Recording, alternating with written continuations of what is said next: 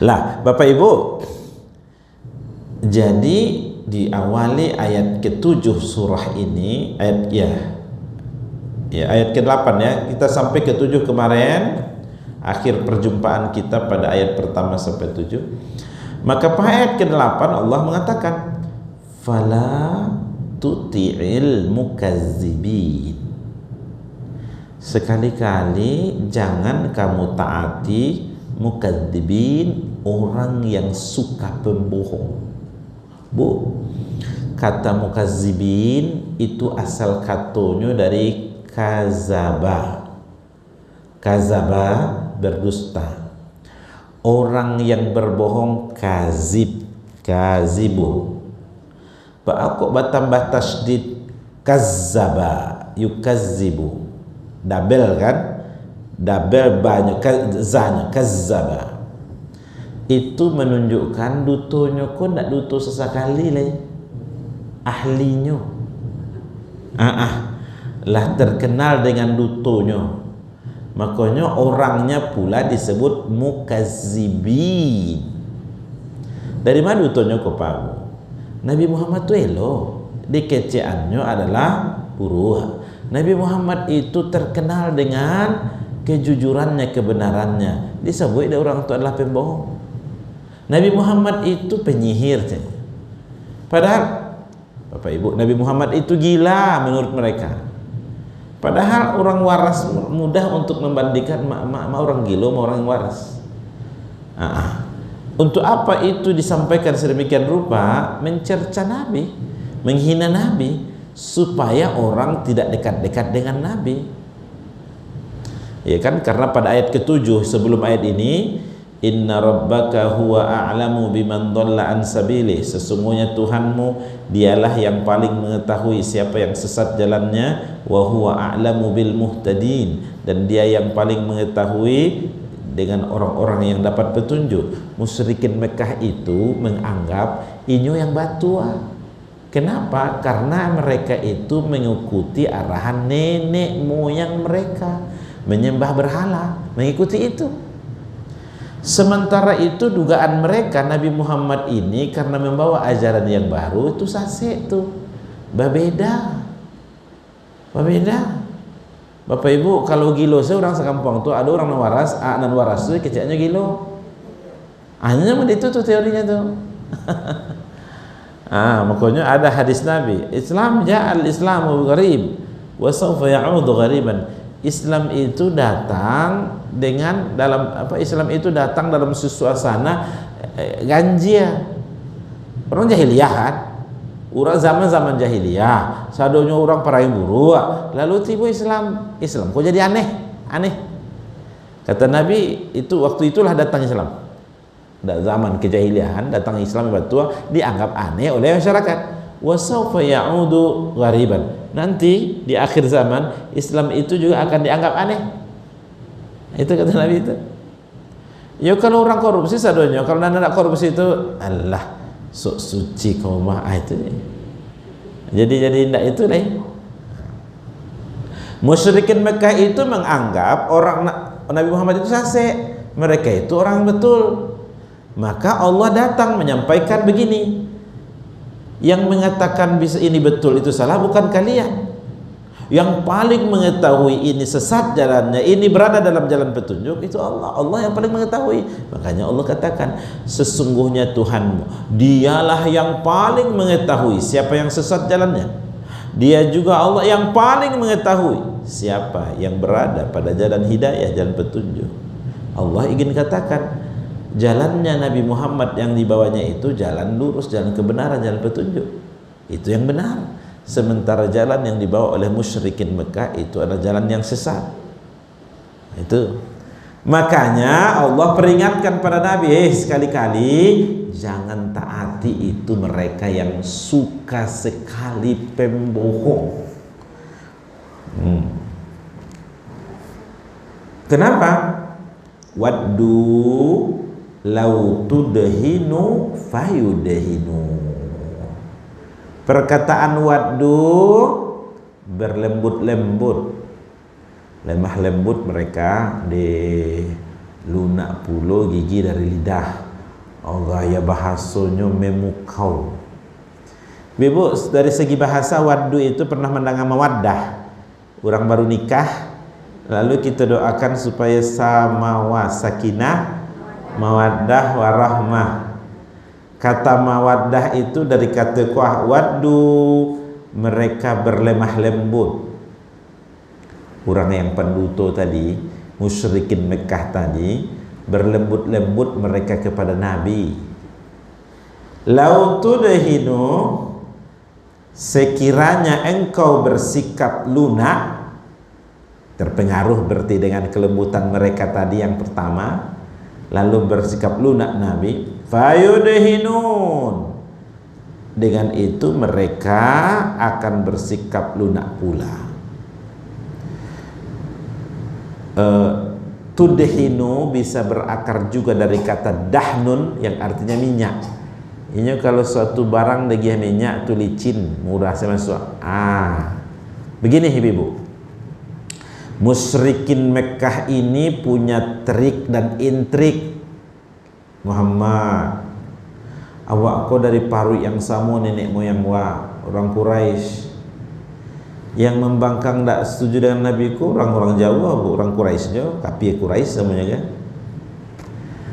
Mereka selah bulan kini kita menyembah Allah Tuhanmu di tempat ibadahmu. Tapi bulan besok kita cuba lo untuk beribadah di tempat kami menyembah berhala. Adil kan?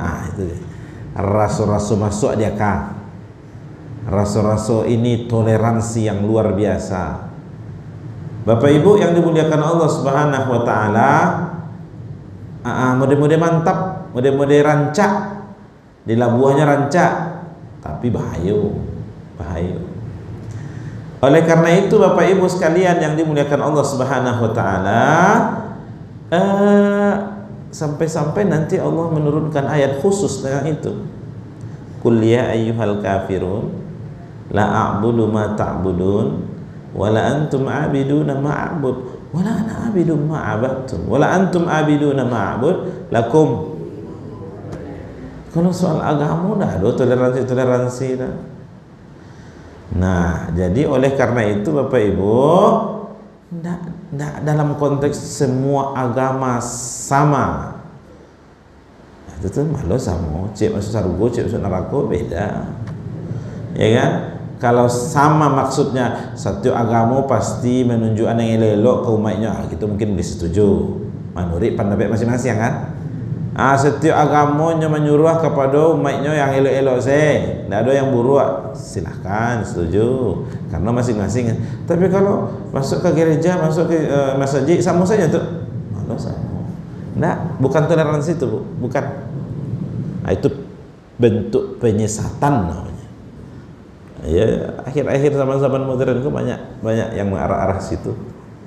Atas nama toleransi, atas nama toleransi umat beragama. Mereka berlembut-lembut jikalau kalian jika engkau wahai Muhammad terperangkap dengan itu, maka mereka dengan lunak, dengan mudah untuk masuk. Mode itu caranya dia. Bulan ini kita sholat di Masjid Muhammad, bulan depan kita pindah lagi ke tempat kami, begitu seterusnya. Dijawab tegas oleh Nabi, bahkan kalaupun kalian letakkan rembulan di tangan kananku, matahari di tangan kiriku, aku tidak akan meninggalkan dakwah ini. Lakum dinukum waliyadin, bagi kalian agama kalian, bagiku agamaku, dan bagi kalian agama kalian. Nah, ini trik yang dilakukan Bapak Ibu. Itu kan 1400 tahun yang lalu di zaman Nabi. Apakah ada yang itu dirasakan zaman modern kita sekarang? Berlembut-lembut mereka, beri bantuan ini, kiranya perangkap. Ada. Jadi Ibnu Khaldun itu mengatakan sejarah itunya akan berputar balik. Namanya ya nama Abdul Aziz tadi, Abu Lahab. Tidak namanya, tapi nama-nama modern yang hidup di zaman kita sekarang. Perangnya sama, trik-triknya sama, berbagai macam pengulangan.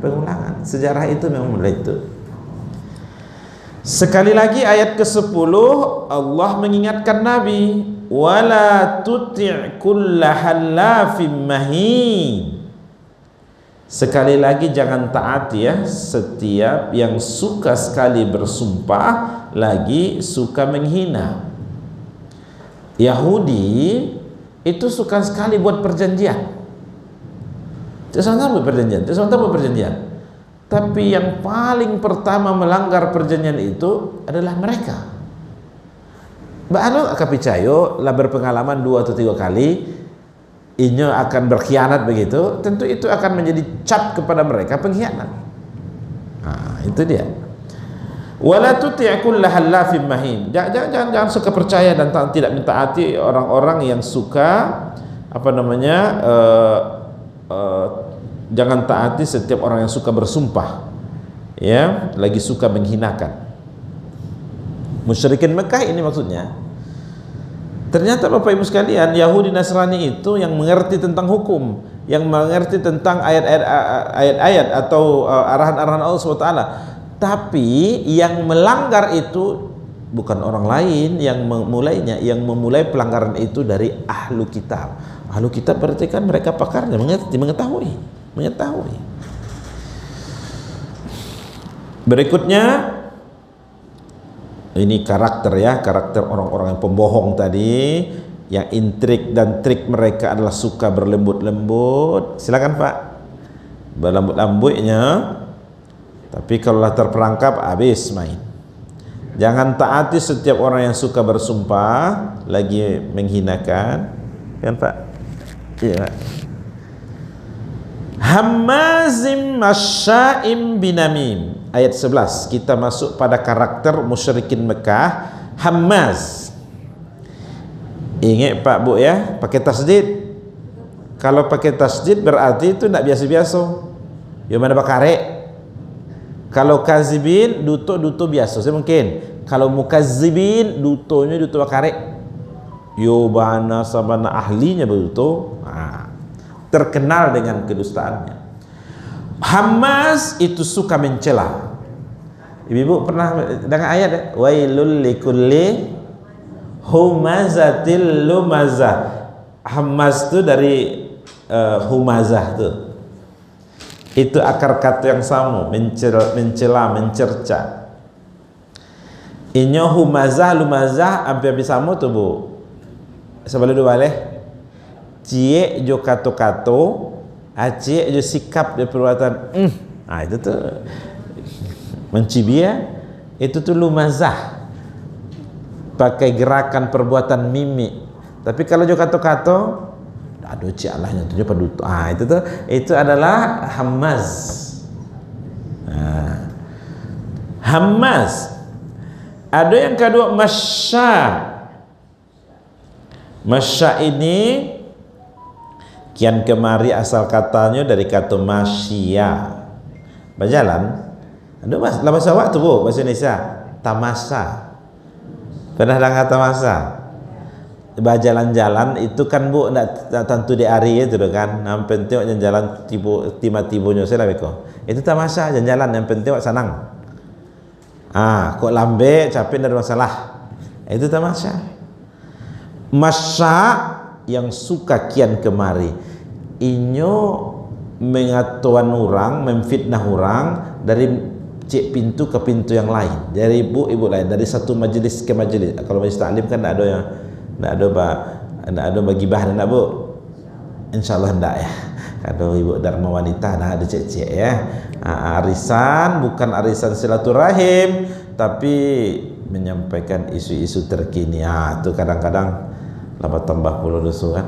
Bapak Ibu yang memuliakan Allah, masya itu itunya, masya yang suka kian kemari tapi ada misi untuk menyebutkan fitnah-fitnah, makan korban ya kan. Kalau dulu kan modalnya ekosnya Bu, mulai.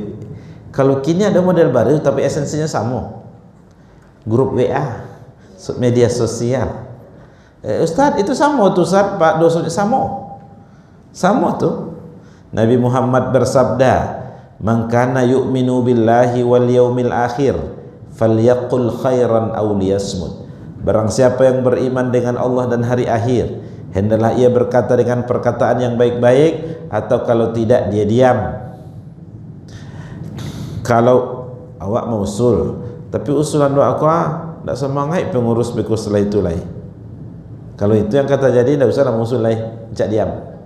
Tapi kalau usulan waktu membuat semangat, bagus, sampaikan, itu ada pahala. Pak Ustaz, zaman kini ndak orang jemulik mengecek lah Pak Ustaz, jatuh jari. Ditulisnya di WA, ditulisnya di grup apalah tu.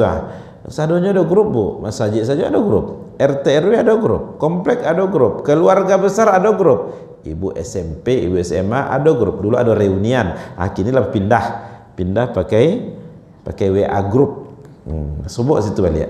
Bapak Ibu yang dimuliakan Allah, kalau SMS yang akan dikirim, semangat tim Bekarajo. WA yang akan dikirim, silaturahim wak jadi sampaikanlah. Nah itu dah pahala dapat tu. Pahala dapat. Tapi SMS yang akan dikirim tak semangat siapa mengurus lain. Bekarajo. Grup WA yang dikomentari tu tak pecah 2 organisasinya Bu, langsung pecah 5. Berada dahsyatnya tu. Pecah 5 organisasinya ada komentar tu. Dengan SMS yang dikirim, komentar di Twitter, tak bahasa puan sekian minggu. Gara-gara itu. Itu caranya kalau mau itu jalan itu dosa. Diposting, dikirim itu dosa tu, menyebarkan fitnah segala macam. Banyak rancak delete balik, tak jadi disending atau apuih kalau sekian jam masih bisa apuih saudara Pak. Kalau dah lama tu lah tersebar, baru orang di grup itu lah tersebarnya. Diamnya kita ketika itu ibadah. Itu jadi ibadah ya Pak. Adik gara-gara awak memposting orang tak semangat, akhirnya tu dosa kadang tu dia. Justru dengan kita diam, tak mengacaukan keadaan dengan postingan tadi, dapat pahala besar dari Allah Subhanahu Wa Taala. Ya kan ada tu tipe-tipe seseorang tu Bu. Kalau nyoba komentar, ndak durang nak tersinggung doa, hampir separuh majlis taklim tu tersinggung dia. Ada tipe-tipe nan mode itu ada. Kalau ibu-ibu siko ndak, ibu-ibu siko elok sahabat insyaallah. Karena apa ibu-ibu?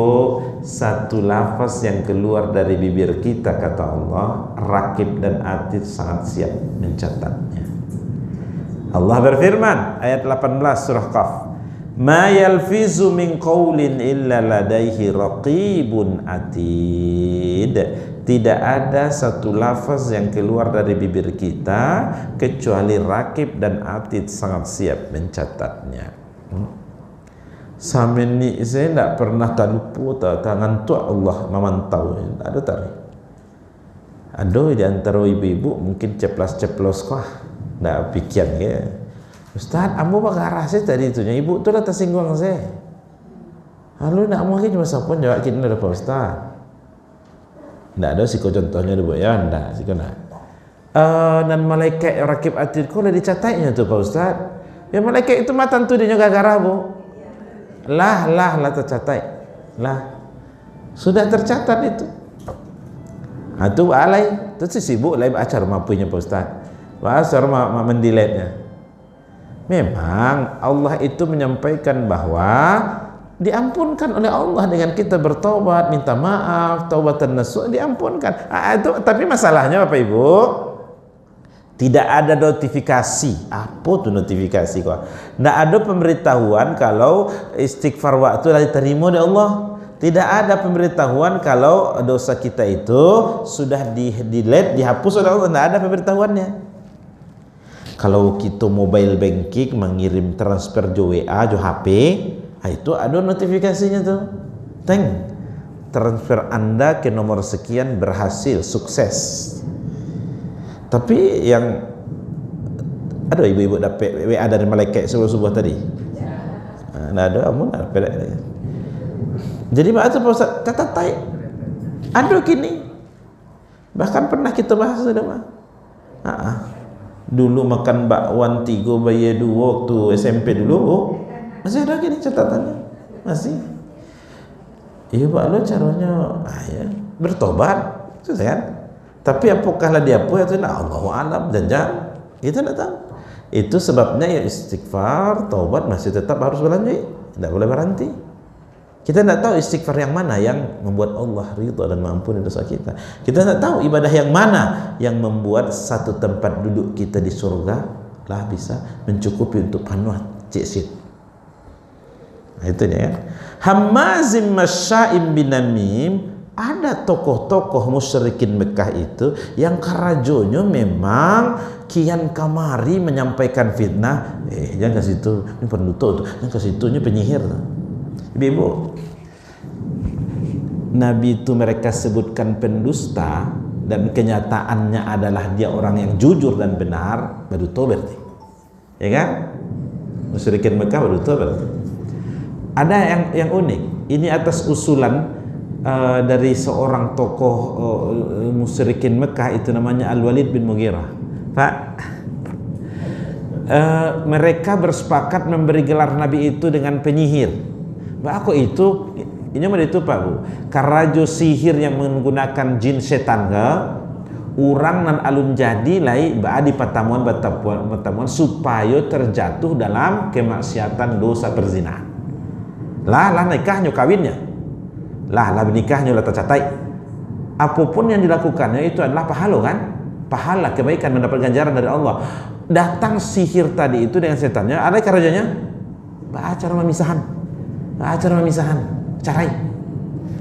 Maka yang masuk Islam itu, ini masuk Islam kan? Tentunya berpisah dari keluarganya. Keluarganya kafir mah. Itulah kenapa mereka menyebut gelar Nabi itu sebagai penyihir. Masuk dia kan? Heboh kan? Mereka sebutkan Nabi Muhammad itu penyihir, menyebutkan ini dan itu.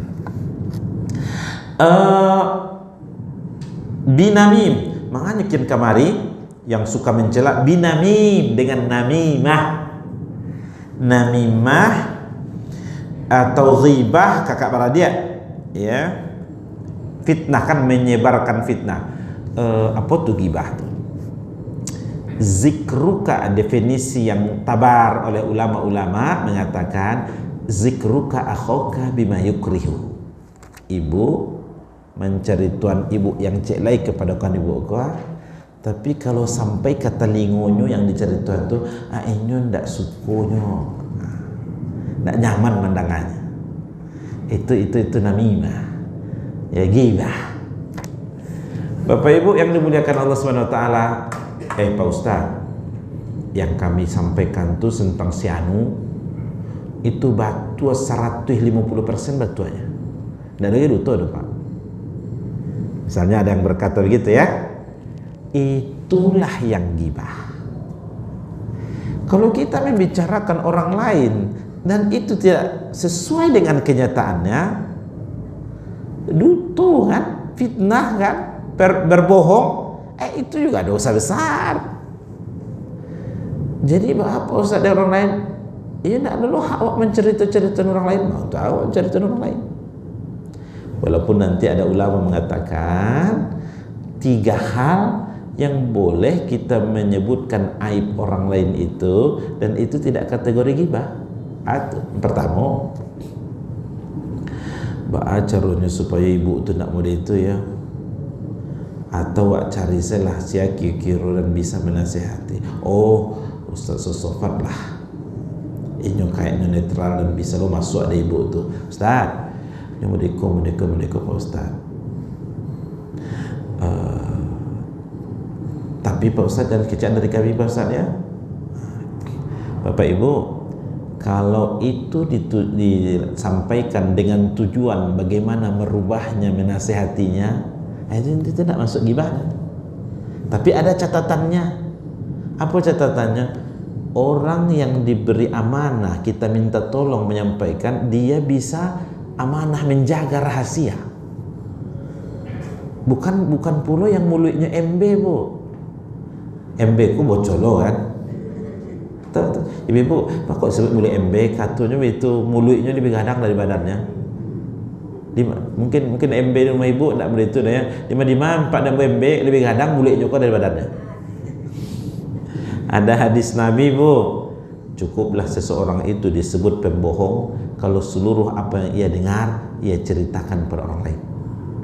Ini tidak boleh awak dengar dari mak disaring dulu kalau ketika kau menceritakan ke orang lain, tidak boleh tu copy paste sabu itu tidak. Entah betul tidak, entah fitnah, entah gitu. Jadi kalau dengan syarat yang dimintai itu amanah, dia bisa menjaga rahasia, tujuannya untuk perbaikan, untuk nasihat, bukan yang lain-lain.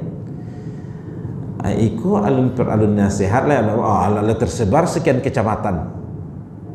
Itu kan tidak cocok. Yang kedua, tidak dikatakan ghibah itu kalau ibu bapak terlibat dalam saksi di satu perkara di meja pengadilan. Nah, pasti kan pakai apa tuh? Pakai disumpah ya Bu ya, pakai Al-Quran supaya yang awak sampaikan ku ya betul. Jangan sumpah palsu, jangan apa palsu jadi saksi palsu. Buik dan tidak jadi kan? Disumpah. Sampaikan terus terang apa adanya. Tidak lo boleh ibu sebagai saksi. Pak Hakim, lah Pak Hakim amuah beko aib Pak Hakim dibuka anda Allah itu aib orang tuh Pak Hakim lah tuh nggak usah sampai nggak boleh ada itu. Kenapa? Karena hakim itu ingin mendengarkan dari saksi-saksi supaya dia memutuskan putusan hakim fatwa hukum yang cocok dengan sesuatu yang realitasnya, bukan adalah yang berbuat yang jangan kau. Maka waktu bapak ibu menjadi saksi menyampaikan aib orang itu apa adanya, tidak boleh bertambah, tidak boleh kurang. Wah, sembunyikan saya lah itu kan aibnya tuh, tidak boleh begitu, tidak boleh begitu. Yang ketiga, boleh menyampaikan aib itu yang berdosa, yang bermaksiat, yang bersangkutan sudah nyaman dengan perbuatan dosanya, dia sendiri yang memviralkan perbuatan dosanya itu kian kemari. Bagaimana kita akan menutupi aibnya? Dia sendiri sudah nyaman, senang dan memviralkan. Ini mabuk, awak ni menutupi mabuknya kau hanya sampai orang tahu. Tapi dia sendiri selfie sarang mabuk, viralkan pula. Bagaimana? Kata para ulama, boleh menyampaikan perkara itu pada orang lain hal bersangkutan untuk pelajaran. Jangan sampai begitu atau untuk menghindari yang seperti itu. Hammazim masya'im binamim. Ada tokoh-tokoh musyrikin Mekah yang suka hammaz, apa tadi, mencela, masya' kian kemari menyampaikan fitnah-fitnah, binamim menyampaikan fitnah-fitnah. Itu tidak betul pada diri Nabi. Bisa bohong, bisa adalah sesuatu yang fitnah. Bapak Ibu, ada yang berkata ini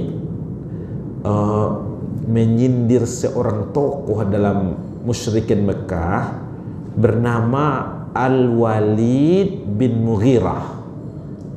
Itu namanya. Anaknya ku ada yang masuk Islam hebat Bu. Khalid bin Walid. Khalid bin Walid itu anaknya tu. Ayahnya namanya Al-Walid bin Mughirah. Khalid bin Walid ini juga dulu sebelum masuk Islam, ini memang hebat orangnya kan. Setiap kali parang ku ini muku manang taruis Makanya dulu dalam perang Uhud kaum muslimin berlawanan dengan salah satunya musuh yang dihadang Khalid bin Walid itu. Walaupun nanti akhirnya kan masuk Islam tuh. Orang Islam lah manang lah hampir 90% manang di perang Uhud. Tapi memang Nabi menyampaikan pesan yang berada di bukit Jabal Rumat yang tempat memanah, jangan kalian tinggal sampai itu bagaimanapun keadaannya, jangan tinggal situ. Nampak dia orang tu lah kanang lah banyak harta rampasan perang, orang bagi-bagi saya di bawah bukit itu Akhirnya mereka satu lopai tinggal gunung tempat Jabal Rumat tadi, tempat memanah tadi. Khalid bin Walid nampak dia peluang tu dikuasainya gunung tadi, bukit tadi lah, diserbunya ucar kacir, gigi Nabi sampai patah, paman Nabi Hamzah meninggal. Makanya salah satu di antara kegiatan awak pergi haji, pergi umrah ke Madinah itu untuk melihat bukit Uhud yang itu ada di dalamnya kuburan syuhada Uhud. Berdoa mendoakan para syuhada Uhud yang mati syahid dalam perang Uhud itu. Tapi akhirnya Khalid bin Walid tadi masuk Islam. Sebelum dia masuk Islam adalah sang panglima yang tangguh. Setelah masuk Islam pun ini menjadi panglima yang tangguh. Jadi keceknya dulu ambo jahit kepada orang Islam. Makanya setelah itu Pak Bu, setiap kali parangnya tampil inyo manang taruh saya. Ketika suatu ketika khawatir pula kaum muslimin dijadian kultus beko kayaknya, akhirnya adalah dia diturunkan supaya tidak mengkultuskan Khalid bin Walid. Ayahnya sampai meninggal, sampai mati adalah lawan barek Rasulullah yang menentang setia. Kalau sahabat setia itu Abu Bakar kan, penentang setia dakwahnya Nabi Al-Walid bin Mughirah. Allah melukiskan sifatnya, karakternya Hammaz.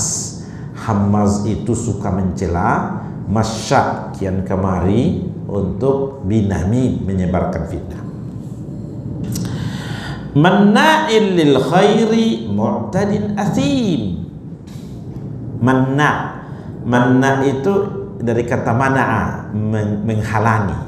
Manna pakai tasdid itu artinya banyak sekali. Hamas. Manna'il lil khairi mu'tadin athim, orangnya suka menghalangi kalau melakukan kebaikan. Pantang nampak Nabi melakukan kebaikan, ini hadir untuk menghalangi. Jadi kalau ada Pak Bu di komplek itu di mana saja, lo programnya, aduh saya yang menghalangi. Itu warisan dari perangai. Manna'il lil khair, suku menghalangi kebaikan. Mu'tadin athim. Mu'tadin itu melampaui batas. Athim penuh dengan kehinaan dosa. Lalu karek-karek, makanya tadi semuanya pakai tasdid tuh. Mukadzibin, manna'il lil khairi, hammaz, masya', tasdid semuanya. Halaf, yang suka melanggar janji. Utullim ba'da zalika zanim, tabiatnya kasar. Utullin tabiatnya kasar. Ba'da zalika zanim, terkenal kejahatannya. Tapi ada ulama tafsir, Bapak Ibu, yang memberikan makna lain dari zanim. Pada mulanya zanim itu ada jenis kambing yang telinganya sangat panjang sekali. Karena terlalu panjang telinganya ini, lalu ia turun ke bawah menutupi lubang telinganya. Ada jenis kambing yang ada itu Pak.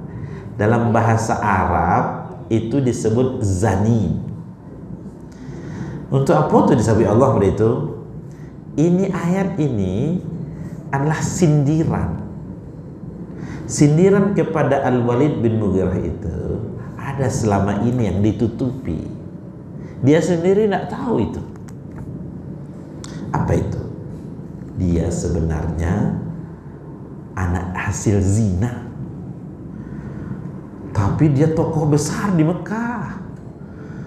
Dia punya banyak pengikut deh. Maka setelah turun ayat ini, utullim ba'da zalika zanim, dia pergi ke tempat ibunya, lalu dia minta klarifikasi. Ibu, apakah memang saya? Terus apa jawaban ibu? Ya memang. Saya tutupi selama ini karena kamu tokoh besar di tengah masyarakat. Untuk menutupi, khawatir kamu jadi malu. Tersingkap. Begitu jahatnya kepada Nabi Muhammad SAW, maka Allah membukakan aib-aib. Begitu. Angkana zamali wa banin. Begini Bu, apalah kira-kira yang membuat begitu kasar dia pada Nabi? Apa itu kira-kira latar belakang apa yang membuat dia begitu kasar pada Nabi? Angkana zamali wa bani, dia punya banyak harta, dia punya banyak anak laki-laki. Sampai kini tuh Pak, orang kayo itu dengan kekayaannya akan membuat banyak pengikutnya. Sama jo gulo di mado gulo, sama jo tibo. Kalau ada orang kayo, kan orang ada ketergantungannya mendapatkan hartanya. Banyaklah followernya, banyak pengikutnya. Ada pitihnya. Al-Walid bin Mughirah soal harta, ada yang berkata begini. Hampir setiap minggunya menyembelih unta untuk dibagi-bagikan kepada kepada kolega, kawan-kawannya bagi-bagi saya. Sehingga pernah tiba anak yatim, fakir miskin minta secuil. Nak lo banyak yang minta aja seketik. Inyo haria. Sehingga turun ayat berkenaan dengan itu. Ara'aital ladzi yukazzibu biddin fadzalikal ladzi yad'ul yatim. Apakah kamu lihat orang yang mendustakan agama? Itu dia orangnya yang menghardi yatim. Yang kedua, Al-Walid bin Mughirah itu punya banyak anak-anak. Dan anak laki-laki bu, di zaman jahiliyah dulu kalau anak laki-laki itu kebanggaan kabilah, kebanggaan suku. Ada bininya hamil tuh, lalu dia tahu orang suaminya, Pak, sebentar lagi itu ibu kamu layan anak padusi. Oh, ndak tanggung memerah wajahnya, cameh, pucet, malu. Karena apa? Aib bagi mereka. Di zaman jahiliyah lah namanya kan. Islam datang, dibawa oleh Nabi Muhammad mengangkat derajat wanita. Tak malu beda laki-laki padusi yang beramal soleh, kedua-duanya sarugo kan. Bahkan Nabi mengatakan al-jannatu tahta aqdamil ummat, surga itu berada di bawah kaki ibu, memuliakan wanita itu. Salah satu contoh anaknya itu dia Khalid bin Walid. Inyo punya puluhan dan murid itu. Khalid bin Walid saya ambil kocar-kacir perang Uhud. Kalau ibu takana dulu Nabi kok pernah hijrah dulu mencubu ke daerah Habasyah sebelum ke Madinah Pak. Tapi kan tak jadi dengan. Tapi bukan Nabi yang pai, ada 9 yang diutus. Kiranya orang Quraisy kau utus lo ke situ menyampaikan ke rajo, yang datang kau jangan dake-dake yo. Inyo akan merusak tatanan sosial kalian. Inyo akan membawa ajaran baru yang memporak-porandakan masyarakat. Mau itu kami itu aja. Nah, walaupun nanti Raja Najasyi itu kan dia punya pertimbangan logis loh kan. Nah, akhirnya masuk Islam Raja itu tuh Pak. Islam akhirnya ajaran Nasrani yang masih lurus kan. Itu si Khalid Al-Walid bin Mughirah. Dia punya banyak harta dan juga punya banyak anak laki-laki.